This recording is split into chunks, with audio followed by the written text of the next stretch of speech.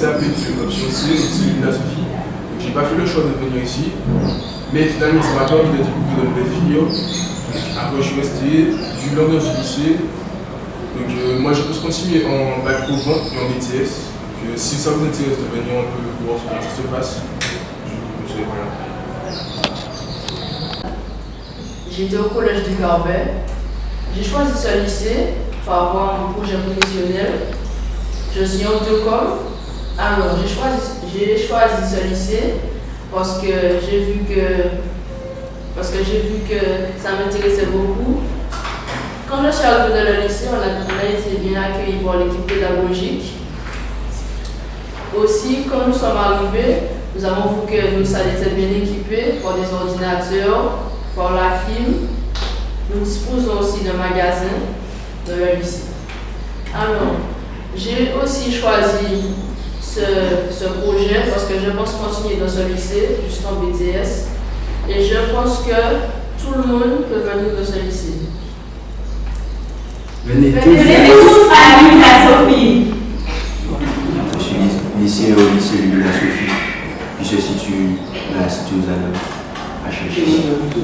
Et c'est un petit lycée qui comporte 3 filières au niveau du lycée. Gestion d'administration, vente et commerce. Pour les BTS, ils ont mieux qu'un NEC. C'est un lycée petit, convivial. Toute l'équipe, enfin tout le monde se connaît, donc il n'y a pas de souci. Il n'y a pas plus de problèmes que ça. Et il y a une bonne équipe pédagogique, que ce soit les professeurs et le reste de l'administration, les surveillants. Et voilà. C'est un bon lycée pour progresser. Je suis actuellement en filière bac pro honneurs en termes de la précis. Je vais vous présenter la filière, le lycée Lumina Sophie en fait. Alors le lycée Lumina Sophie se situe près de la cité aux Annales à Chelsea. Il est composé de 3 filières, la filière gestion administration, commerce et vente. Pour ce qui est du BTS, on est composé de 2 filières, c'est-à-dire le BTS MUC et le BTS NEC. Alors ce lycée est petit mais convivial, on a un très bon suivi par les professeurs. Et la filière bac pour commerce, ça marque pour que, en fait, on a le contact avec le client, en fait, c'est avoir confiance en soi, en fait, il faut vraiment prendre la confiance, en fait, et puis être concentré. Et c'est vraiment intéressant. Donc, si vous êtes intéressé par la filière bac pour commerce, venez les clients, vous attendent tous, et puis je promets qu'on va réussir. Merci à tous. Alors, nous allons vous présenter la filière gestion administration composée de matières générales et de matières professionnelles. Nous avons le français, l'histoire géo, l'anglais, l'espagnol, le sport et l'art appliqué, que vous n'avez pas. Alors, en enseignement professionnel, on a la gestion administration, on a 4 pôles. Le pôle 1, c'est quoi déjà le pôle 1? Tout ce qui concerne la gestion externe avec les partenaires. Le deuxième pôle, c'est tout ce qui concerne la gestion avec le personnel. Le troisième pôle, c'est tout ce qui concerne la gestion interne, client et usagers. Le quatrième pôle, c'est tout ce qui concerne la gestion des projets.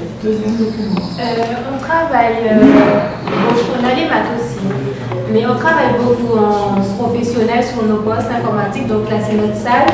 On a notre partie informatique et notre partie réunion.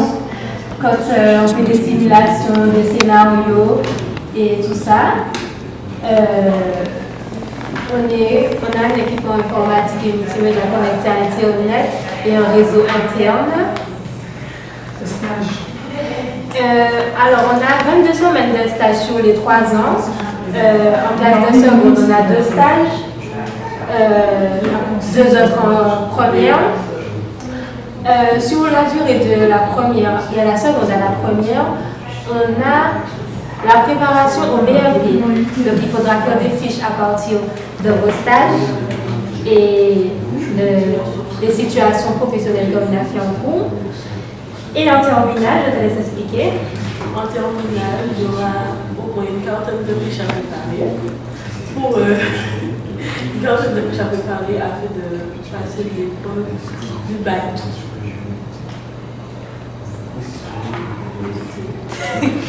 Bon, alors, grâce à votre bac gestion administration, vous allez pouvoir prendre en charge des activités de gestion commerciale, de communication, de gestion du personnel et de projet.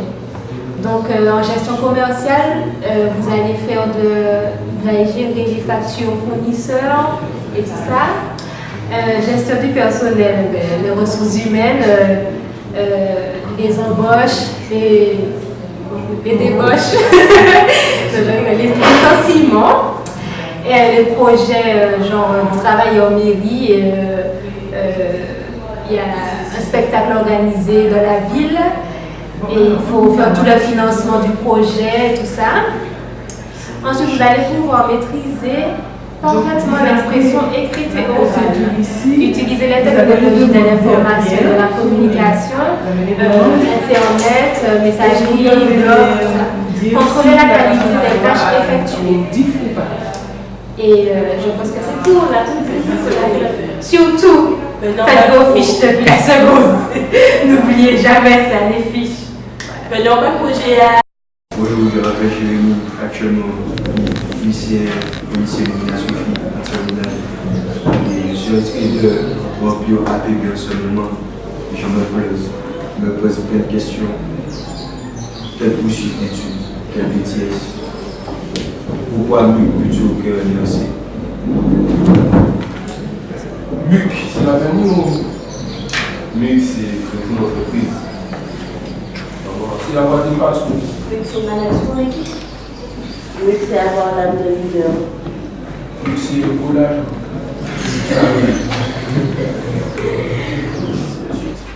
D'accord. Alors, est-ce qu'il faut systématiquement un projet professionnel bien clair pour pouvoir entrer dans une section de MUC? Si vous avez un conseil à donner à des étudiants, à des lycéens, quel conseil vous leur donnez? Si tu veux ça, ben, tu vas en MUC, quoi. J'ai été claire? Je n'ai pas été claire? Si. Oui? Non, mais je pense qu'il est préférable pour une personne d'avoir un projet précis. Parce que non seulement dans son argumentation, dans chacun des cours, ça va jouer, mais également pour sa motivation personnelle. Mais une personne qui n'a pas de projet précis peut aller en MUC, sachant qu'il aura l'opportunité de travailler dans n'importe quel domaine. D'accord. Donc ça veut dire qu'avec un BTS MUC en poche, on peut appréhender n'importe quel métier dans n'importe quelle entreprise. Vous êtes d'accord?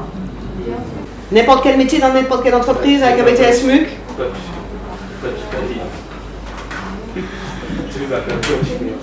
Est-ce qu'on peut faire un coach sportif? Ça touche toujours une zone, donc le commerce, la vente, ça touche toujours une zone, mais c'est assez ouvert du sens qu'on peut travailler dans une banque, on peut travailler dans une mutuelle, on peut travailler dans une assurance, on peut travailler avec les grandes enseignes comme IPRU. N'importe quel secteur d'activité et pour le MUC, c'est cela? Il n'y a pas des filières très quand même précises, il n'y a quand même pas des... Parce que vous allez en stage là majoritairement. Quelles sont les unités commerciales dans lesquelles vous allez? Les unités commerciales, dans quel secteur d'activité? La distribution. Oui, me faire un truc un peu plus synthétique, condensé pour qu'elle puisse exploiter. Donc la grande distribution. Moi je suis en banque. La banque. Les concessions automobiles, donc le secteur de la distribution, distribution automobile, quel que soit le produit, c'est cela? D'accord, très bien. Est-ce que le BTS MUC est un vendeur? N'est qu'un vendeur? Non. C'est qui? C'est quoi? Oui, Nicolas? C'est un manager, c'est quelqu'un qui est là pour manager l'équipe, pour aussi faire de la gestion. Tu dois savoir aussi gérer l'entreprise. Et puis... Une bonne formation, un bon salaire, devenir un cadre, BTS MUC. Et actuellement, je fais mon inscription sur la tournée et je me pose plein de questions, tout particulièrement quelle poursuite d'études. Plus vers un BTS, mais lequel? BTS MUC, NRC.